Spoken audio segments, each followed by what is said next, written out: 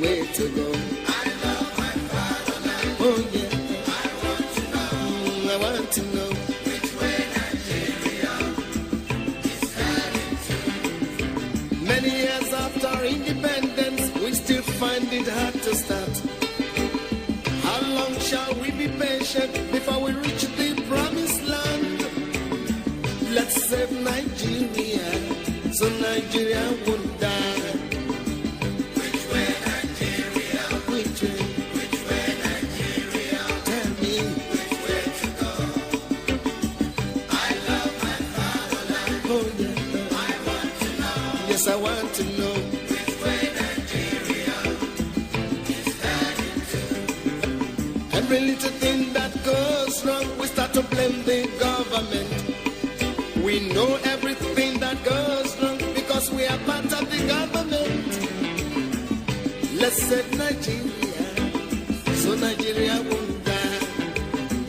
Which way Nigeria? Which way Nigeria? Tell me which way to go. Which way to go? I love my fatherland. Oh yeah. I want to know. Want to know which way Nigeria. Yes, a good afternoon to you. Solutions 93.9 FM is the station. Well, you heard it again, which way Nigeria, which way to go. That has unwittingly and inadvertently become my signature tune. And the signature tune of this program, sort of. Well, about that song asks pertinent questions. We've got to ask ourselves hard, honest questions and give honest answers to those questions. Well, Solutions 93.9 FM is the station. My name is Ayodeji Ajishope, presenting Political Update. I tell you, it's always a pleasure and a privilege to be with you wherever you may be located in this global space. And I do not take this interaction, be it on radio or be it you watching us on any of our social media platforms, I do not take it for granted.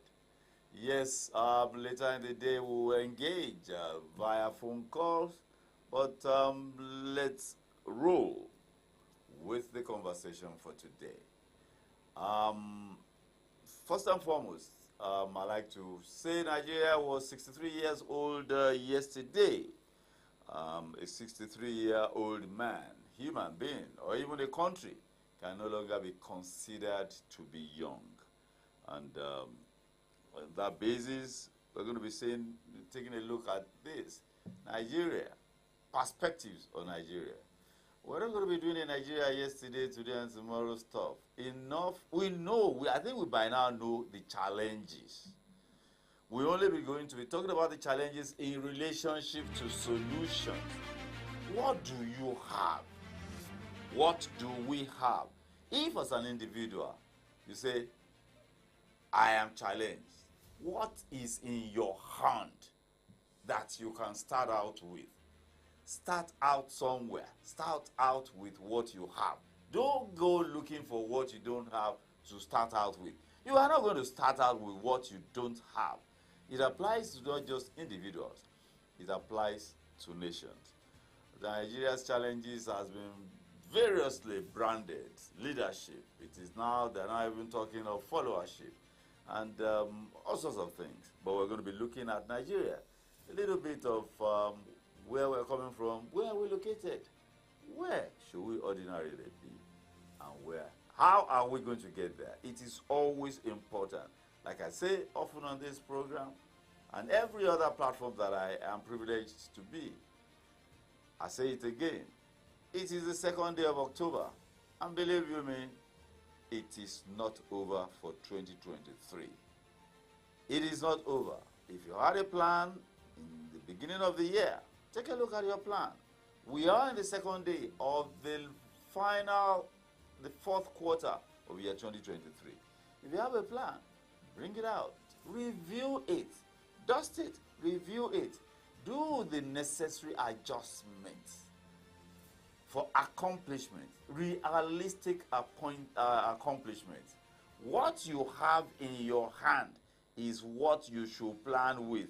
Don't plan with when this one comes in, I will do this. You plan with what you have. Yes, you're going to be doing reasonable projections. This is my income, statutory income, that is sure. These are probables, and this is the level of probability of getting those incomes. But a lot has changed between May 29 and today, the 2nd of October. A lot has changed to upset people's plans. But for God's sake, will you give up because of that? An earthquake did not occur. It did not wipe your business away. It did not wipe you away. It only wiped away the projections. And we can rejig our projection. You still have life. You are still of sound body and mind. So it is not over until it is over. You reload and you relaunch with what you have. But I urge you to put that plan in black and white. And be sure that it has deliverables. And of course, those deliverables must be timed. A plan that does not have deliverables and timelines is no plan. Because at the end of the day, or as even we go along, you have to evaluate yourself. You evaluate yourself as you may wish, depending on the kind of business or whatever you do. There is monthly evaluation, there is weekly evaluation, there is a need for daily evaluation. Because when you're going to bed, things to do for tomorrow morning, things to do this week, when to do it, strategies. Because you want to have a plan, you must also have strategies of accomplishing that plan. Well, we are still in this boat. This boat is still moving, and we go for it. That is it, as regards plan. Yes, talking about Nigeria, the president, commander-in-chief, I think about noon today, U.S. time, depending on the time zone where that is. The details of the academic records of Bola Ahmed Tinubu will be released.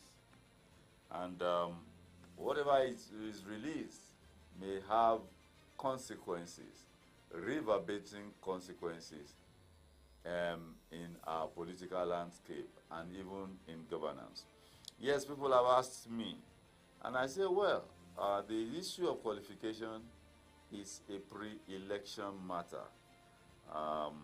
It is a pre-election matter, but if it comes out, and what we have is that there is no convergence between the contents of the papers filed as academic qualification by Bola Tinubu for his election for his form with INEC.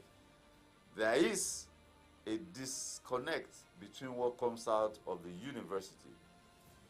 That means we have issues of identity. And of course, when we have issues of identity, who then is the one that owns those documents if they do not tally with the identity the current president projects?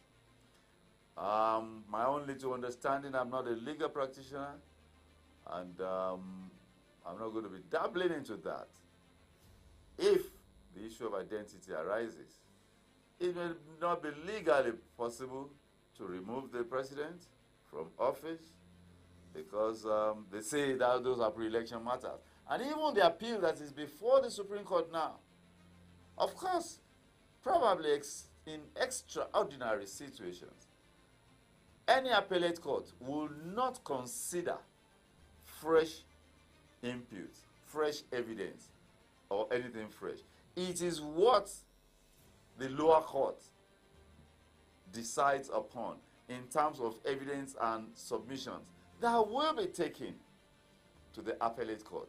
So, if the article team gets these documents and those documents may be helpful in quote, in pursuit of getting Tinubu out of office, I suspect that it is impossible to add that to whatever their evidence is.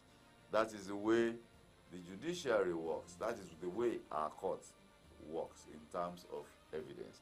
But I, one thing is sure, it will have damaged the person, and it will have damaged the presidency of Bola Tinubu. If that situation arises, I do not know how it will be dealt with.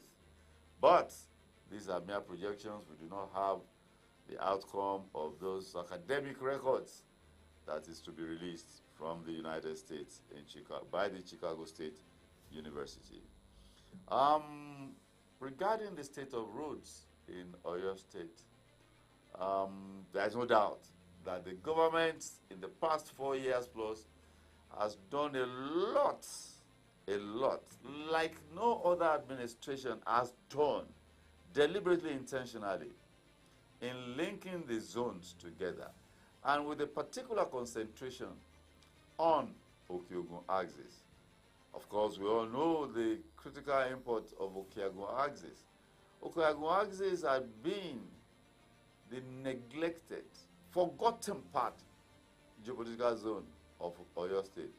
I remember times when people would be traveling from Shaki, they will have to put in their bags a fresh set of clothes, because by the time they get to Ibadan, they will be covered in red dust from the crown of their head to the sole of their feet. But thankfully, this administration has ensured that Okeogun, especially through the saying part of it, Ogbomoso is saying, Oyo is saying, Ibadan is saying, and of course from his saying, you can spur to whichever part, the upper part of Okeogun. And of course the importance of Okeogun in feeding not just Oyo State cannot be well emphasized. And of course, there is a need for access roads to haul, to bring those stuff, those food items into where they are actually consumed. There are large people in large numbers, the big cities. There's also the ramp, the rural access roads. 1,000 kilometers, I'm told, in Oyo. Yes, this was Dr. Debo Akande that told me this about 2 or so years ago. Yeah, 2020, early 2020. But we do not know how many kilometers of those roads have been done yet. Researchers have told us that in the processes of agriculture in Nigeria, 40% of harvested products are wasted. Either they perish because there are no roads to access them, or in the process of bringing them out, the packaging them and hauling them out, some are wasted in the processes. And of course, the perishables too. And when a man walks, let's apply it to other fields than farming. When a man walks and earns 1,000 naira a day and 400 naira is wasted, I do not know what he will manage to do with 600 naira. And if you work 30 days, you have 30,000 naira, and 40% of that goes to waste. Virtually, what the man has worked for has gone to waste. But moving to the city roads, township roads, it is apparent, I may not know of any other place, it is apparent that the roads in Ibadan, the city of Ibadan, especially, Ibadan is categorized into the less city and the city. The city of Ibadan, the inner roads are not something to write home about. And I noticed this afternoon that bad, terrible portion just around what used to be Mandilas in Okeado here has been fixed. I noticed that this afternoon. It was turning into something else. I do hope the agency of government, which is Ostroma, which is responsible for that, will swing into action even as the rains recede. A part of Ibadan that I apply regularly, which is the Bodija Ashi Road. And the past, since since 2009, which is 14 years that I've been using that road regularly, I have never seen that road bad, not to talk of being this bad. The first, I think in 2020, the government of our governor fixed that road. It has gone terribly, totally bad. And the consequences of this is the cost of maintenance of vehicles that ply that road. Add that to the cost of, if the surface is smooth, traffic will flow. There won't be wasted man hours on that road that bad road can create and complicate things. Man hours wasted, and then of course the issue of additional fuel when you have to apply your brakes and then accelerate again and then slow down. That one is goes down to cost of maintenance. And cost of maintenance in these days and time that we're talking about, we appeal to Ostroma, the agency of government. I remember the governor going to their headquarters about 2 months ago and saying that he was not aware that the budgetary allocations were not fully released to Ostroma. And the governor being aware now, well, that means relief will be coming soon. Let's now go to the issue of this land of our forebears, the Federal Republic of Nigeria.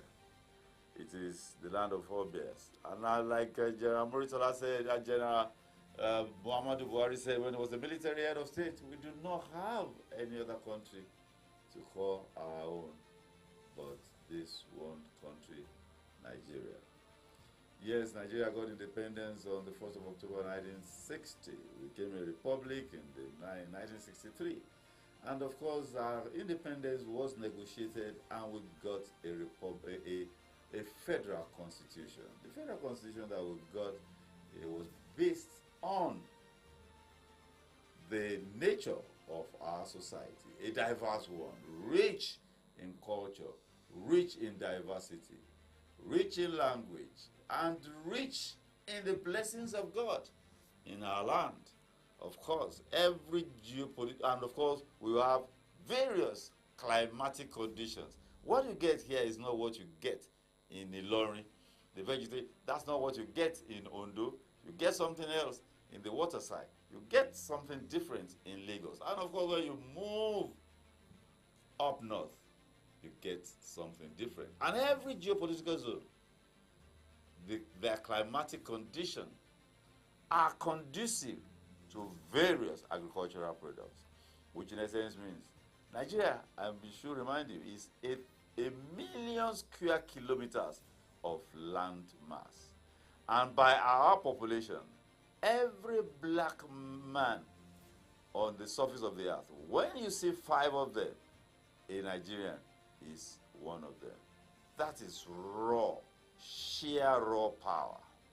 But what have we done with that sheer raw power that God, that nature has bestowed on us? What have we done with it? Have we harnessed it?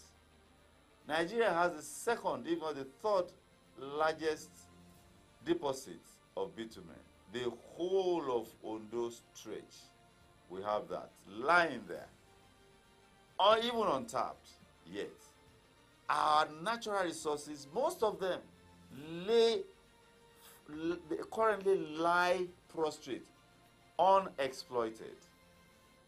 Well, here we are now at this critical juncture when we are not even producing enough oil to meet our quota. Therefore, revenue, terrible shortfall in revenue. These potentials, these national potentials that course across the length and breadth of Nigeria, how do we harness it? This time calls for, of course, not just as leaders, but even as citizens. It calls for sober reflections. It is a time in which all of us should look inward so that we do not deceive ourselves. If a child says his parents are responsible for his failures, as an adult, if an adult child at 35 says I'm where I am today. I am a failure today because of my parents.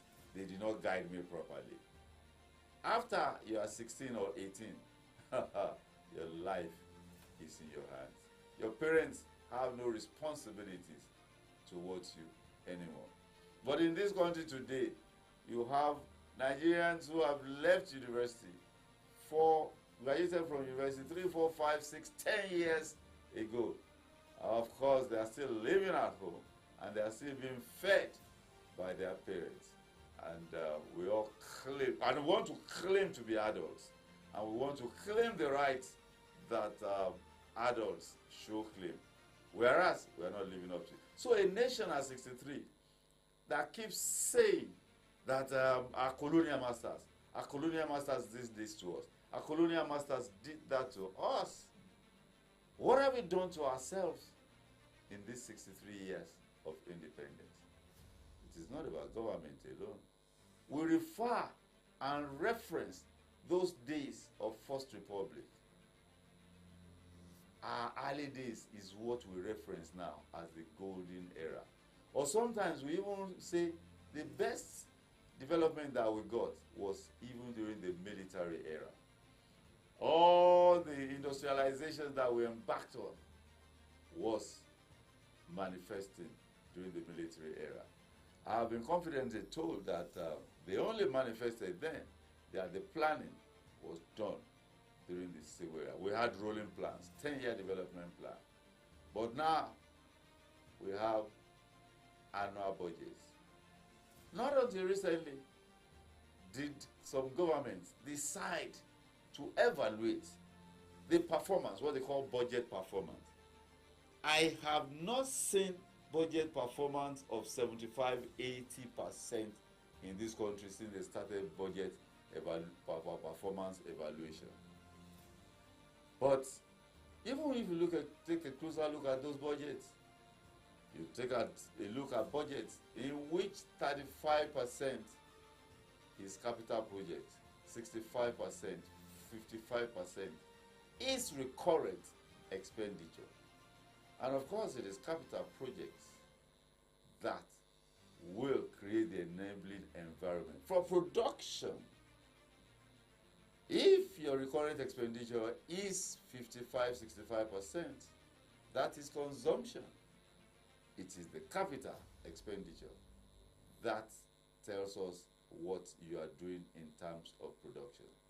They say our economy is here where we are today because of lack of production. Lack of production. We consume every consumable that is importable. Some have said that why don't we stop eating and using what we do not import? Are we going to die if we stop importing all those things that we don't produce? In fact, why should we be eating what we do not produce and start wearing what we do not produce? But they say we're in a global village now. You cannot shut down your economy and say, and close your borders. Now you are compelled. As a member of the World Trade Organization, which incidentally is headed by Nigeria in Dr. Ngozi Okonjo-Iweala. I'd like to notify you that shortly, in a matter of weeks, by God's infinite grace and mercy, I will begin a series that rather than we sitting down and say, Nigeria is bad, this is wrong, this is wrong, this is wrong, we are going to be taking a look at sectors, education, health, economy. And when we're talking about the economy, we'll be breaking it down to monetary and fiscal policies. What fiscal policies do we need? What monetary policies do we need to stimulate growth? And where do we have comparative advantage? I tell you that Nigeria's population today, 63% of it is a youthful population. And when you have 63% of our population at 60 as youth, that is a lot of potential. Let me just give you one or two examples of the potential that resides in our youth that we have seen in operation.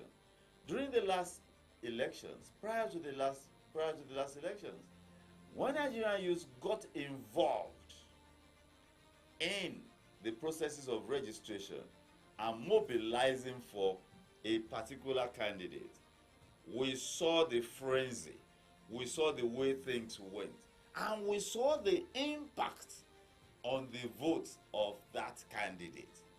That was something that took place in just a matter of months, and it was relatively unorganized.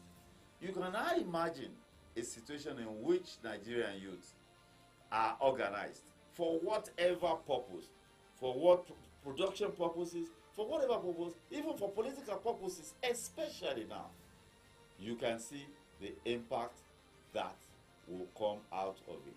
You are not going to forget. Nigeria is not going to forget quickly what happened even during the unorganized, leadership-less era of EndSARS. You can imagine what could have happened if leaders were available and if it was properly organized. Yes, loosely organized it was, and you saw the impact. The elections, you saw the impact, and it was not organized. Because if it was organized, it would have been organized. We saw the lack of organization at the polling stations. Those who are rooting for that candidate were not the agents of the party. Therefore, they could not perform official functions.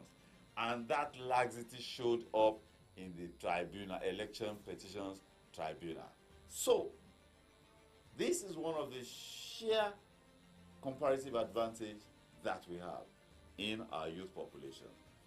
Of course, you also know the potentials of our youth in the entertainment industry.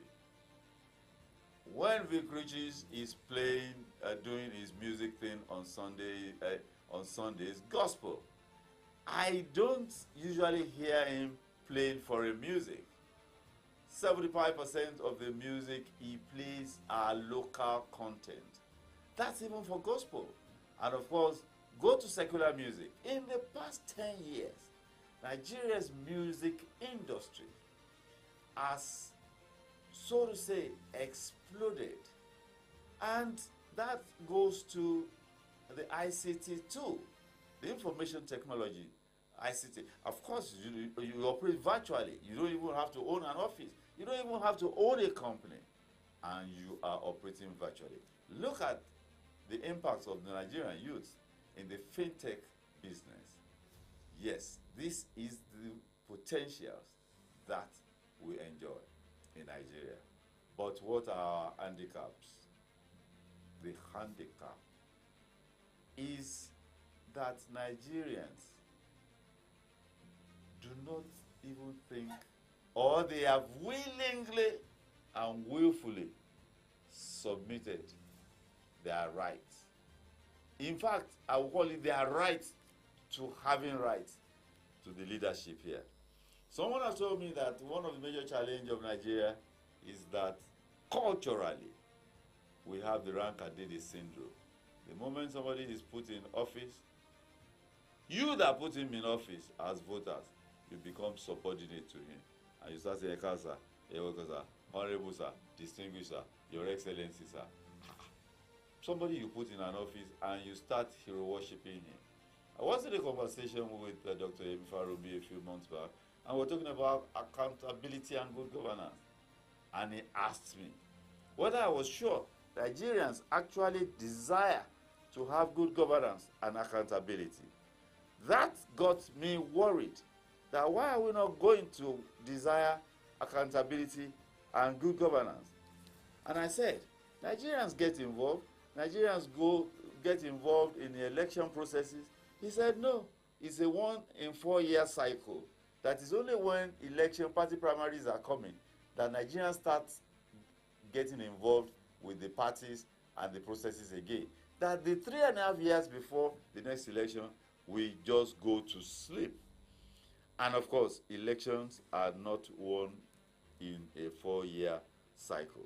You can imagine why, if the Nigerian youth get involved in party processes, certainly, definitely, it will have an overwhelming effect. I'll be back shortly for the second half of this conversation. Solutions at 3.9 FM this station, and political updates is the show. Do stay tuned.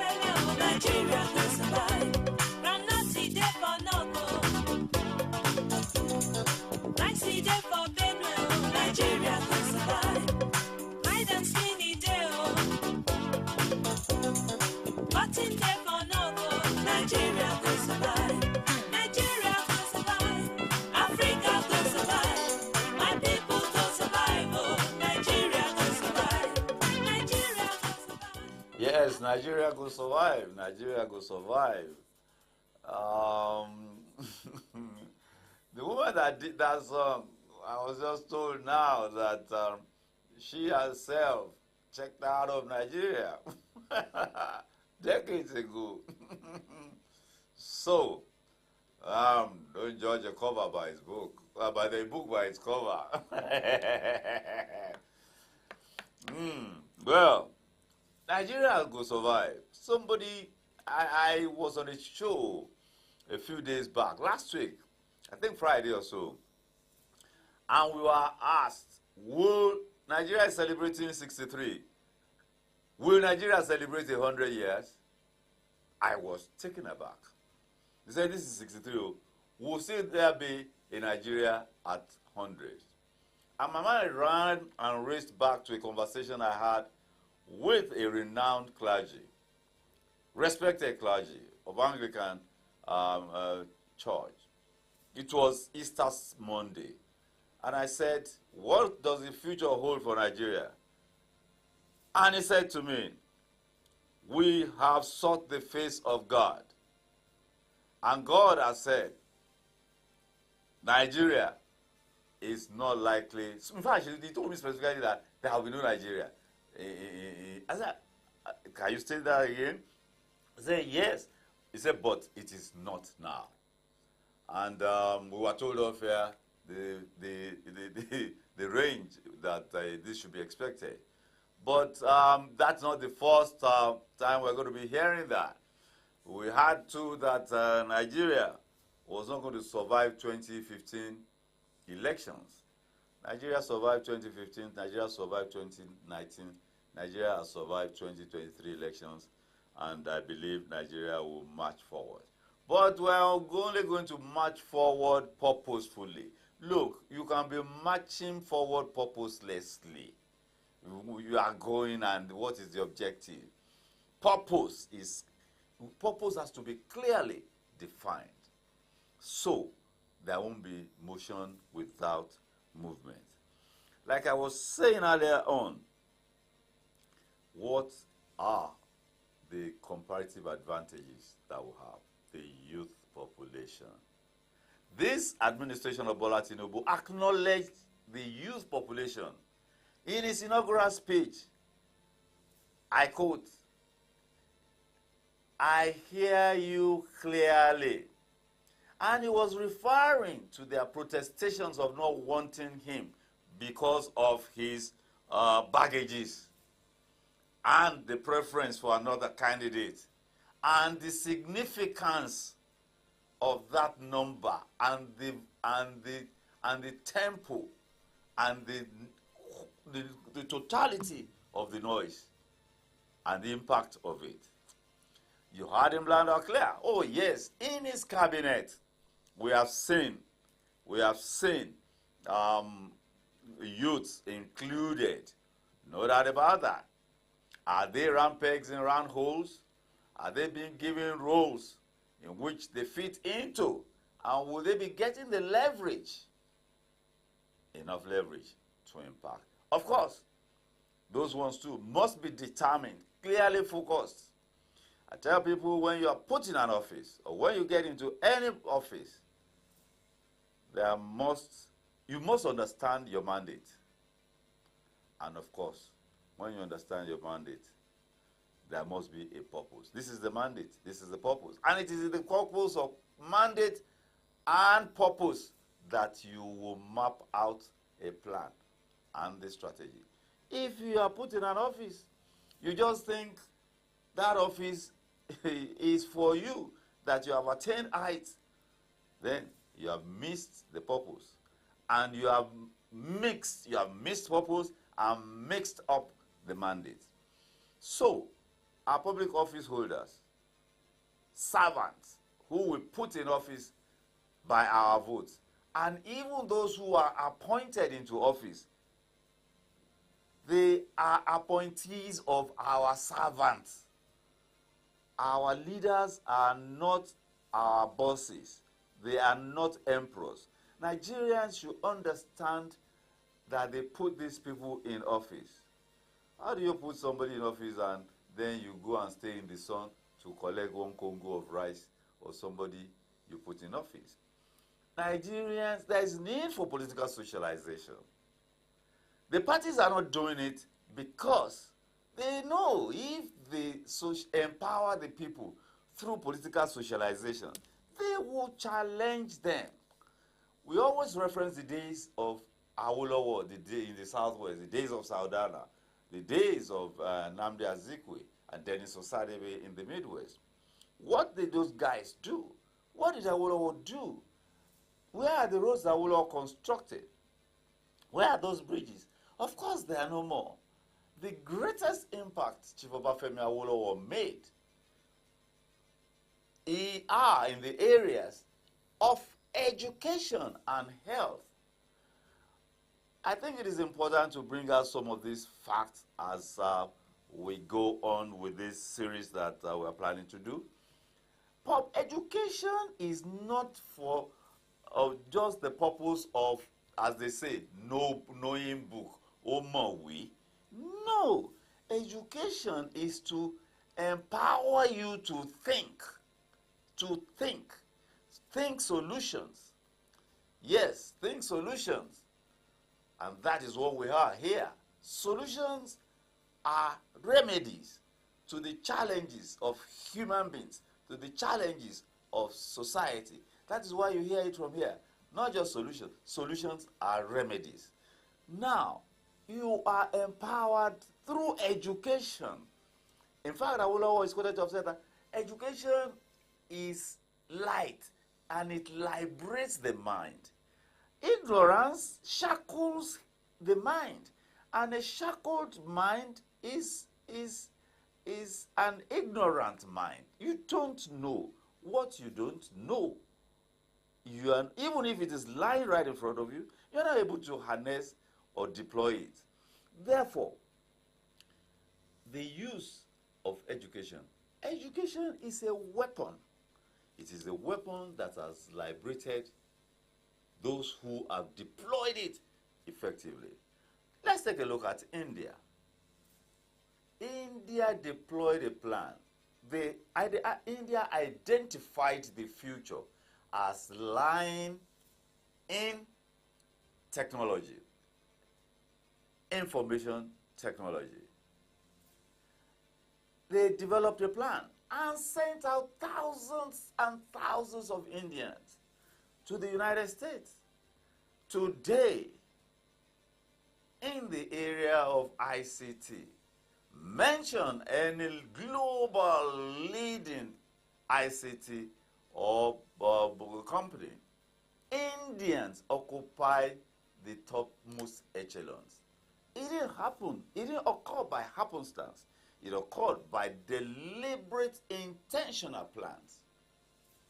That is a product of leadership, strategic thinking.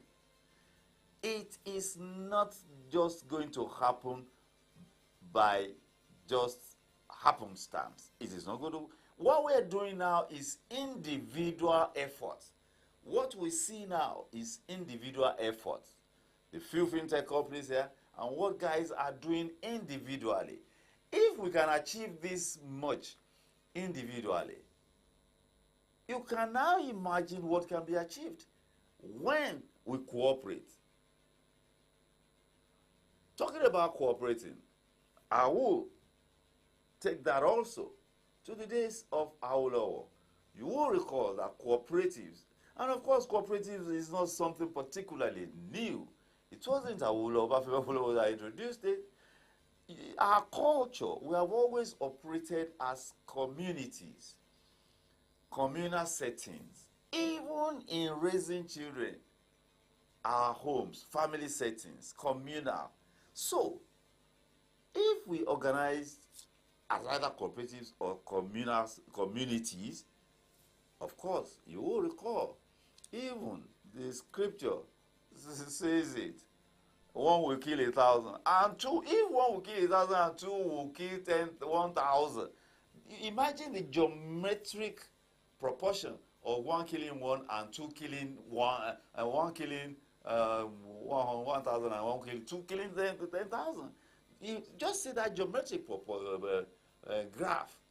So that is an issue that we'll still be looking at. The issue of, you will remember, they had to organize the farmers. They organized those who did cassava farmers. They organized those who did gari. They provided them. They upgraded. They were doing it manually. They provided them some basic equipment. You will also recall that when Governor Kimakide came into office, he went to one of those places where those communities were organized by the Awolowo government then to produce gari. They fixed those equipment. I remember, I think the governor said they got the manufacturers to come and fix those equipment. They are functional now. So we have to be organized. And one thing about Obafemi Awolowo way back then, he was always ready to learn. He surrounded himself with quality minds. And I didn't say quality people, quality minds. It was Professor Ojetunji Aboyade, a renowned economist, who was economic advisor later to General Ibrahim Badmasi Babangida. He was vice chancellor at the University of Ife in 1976. He didn't even complete his term. He just went away and said he was not allowing to do what he was supposed to do. It was from him, Obafemi Awolowo, who he was, went to Professor Ojetunji Aboyade. It was him that taught Obafemi Awolowo econometrics. As a leader, you have to surround yourself with quality minds. When free education, the idea of free education was muted, that same man that took credit disagreed. He rejected and opposed it. But because of the quality of the minds around him, whom he could not shout down, whom he cannot say, get away from here, they educated him. They didn't explain. They educated him and enlightened him. And he saw vision in what they were saying, that it was doable. Of course, when the education tax was introduced, the same people who were going to be recipients, they rioted in the southwest part of Nigeria. But when they were also educated at the long-term impact of what benefits will accrue from free education, they bought into it and keyed into it. Therefore, whatever policies government is pursuing, the people must be enlightened and educated about it to buy into it. That makes it easier for the government and the governed. So, leaders surrounding themselves with sycophants. Those who will be saying Rankadede, those who will be saying, Oga, Ambadumi. Of course, we only lead them to perdition and, of course, eventual destruction politically. Are the leaders, as we wrap this up, those who purport to lead us, do they have clear vision? Especially at the federal level now. I was in conversation with Comrade Damola this morning on air, the review, early morning review. Do you see vision? And what kind of vision? Clear vision, clearly enunciated, mapped out, enunciated. You need the buy-in of the people. You put me in a vehicle, you say, Jekalo, where are we going? Just come along. Just come along where? Where are we headed? How do you plan to get there? And what are the strategies? Leadership must enunciate a plan, a vision. Leadership entails managing processes and motivating. You are a manager of processes because there are always processes. It is the challenge of processes that is confronting us in this country. Beautiful plans on paper, but delivering on the processes of the plan, that is a major challenge. Beautiful.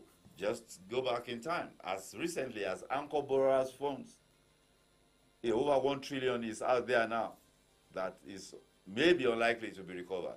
Beautiful plans, beautiful projects on paper, but managing the processes has become the hallmark of the failure of those projects and initiatives, beautiful initiatives. Therefore, a leader must be able to manage processes and motivate the people. 63 years of political independence. We are still where we are. But our hope is not lost. People tell me that we're only 63 years as a nation. The nations that we reference in the United States are not those advanced countries. The United States is over 300 years old. And if the United States is 300 years plus old, of course, you know the United Kingdom is way older than that. And those other countries, France and all of them, they have had their own share of tough times. Even as far back as recently as 3 years ago, an American president, sitting president who lost an election, was going to torpedo the system. But the institutions and the systems withstood the shock. And of course, the institutions got rid of that single man. I remember President Obama, when he got into office and visited, he said in Ghana, and I quote, "Africa does not need strong men. Africa needs strong institutions." Those institutions are not going to be manned by robots or artificial intelligence. Those institutions are going to be manned by citizens of this country. Those institutions can only thrive if each and every one of us, in whichever corner you may be, and I may be, do the right thing. Of course, we know the right thing. We are not oblivious nor ignorant of the right thing. But will you do the right thing? Will I do the right thing? Or rather, and when you do the right thing, and I do the right thing, it is in the collective interest of all. But when I decide, or you decide, to do the wrong thing, or not to do the right thing, subverting the system, subverting the institutions, subverting the processes, we tend to think in Nigeria that corruption is about collecting bribe. No. When there is a clearly defined process, any action or inaction in the chain of processes not carried out or not properly carried out is corruption, is subversion. So as we celebrate this 63rd year of Nigeria, in your own corner, in my corner, let us, in the interest, collective interest of 200 million plus Nigerians, do the right thing. If we hope for a better nation, that nation will be built by us, not be built by foreigners. Or are we going to bring in expatriates to build Nigeria for us? Of course, the same way if Nigerians are taken to those climes, saner climes, and those people are brought here, they will develop this place. And we would, as we do, destroy wherever we are put. It baffles me when you get to train stations, the turnstiles are just about 3 feet high. Nigerians that behave like lawless people, they won't even think of scaling those turnstiles. But yeah, even if they put 10-feet barricade, we will try to scale it. Yes, there is hope But that hope lies in you. The hope for Nigeria lies in me. We need to do the right things. And now is that time. God bless you. Thank you for listening and watching, because radio is not about listening and watching. I am Irish Ajishobo that has been presenting, and Vic Riches, decked in his usual traditional attire now. God bless you all. God bless our union. Bye for now.